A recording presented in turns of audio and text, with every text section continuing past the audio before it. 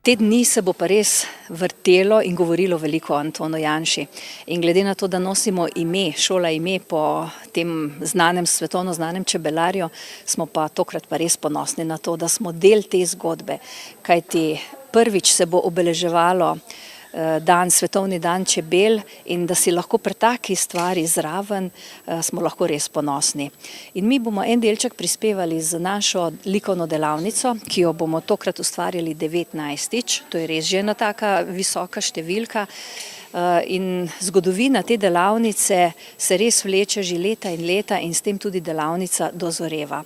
Dozoreva v tem smislu, da vedno bolj se zavedamo, kakšen pomen ima na taki delavnici družiti otroke, ki imajo težave v razvoju ali taki, ki nimajo težav, ampak samo lahko pokažejo svojo ustvarjalnost.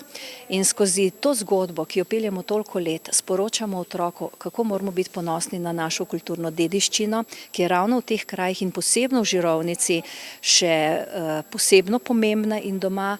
In hkrati seveda likovno ustvarjanje, kjer lahko otroci izživljajo svoje občutja, svoja spoznavanja in da ob življenju ni samo učenje, ampak tudi polno življenje, ki ga doživljamo skozi vse te čute in skozi vse ta doživljanja.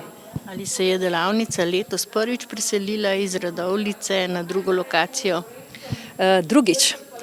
Nekaj let nazaj smo bili v Ljubljani, kjer smo enako kot tukaj ustvarjali likovno delavnico, takrat je bilo pa v okviru otvoritve razstave na Ljubljanskem gradu in je šlo v ta kontekst tudi tega praznika in pa priprav na razglasitev Svetovnega dneva čebel. Sicer pa smo res vedno v Radovljici in pa pretežno na Linhartovem trgu, ki pa je seveda ambient tak, ki še daje eno svojo čarobnost. V Gostovju pa ste pripravili tudi razstavo. Ja, tukaj je razstava postavljena in na tej razstavi je vidno, v kakšnih različnih tehnikah otroci ustvarjajo vsa leta.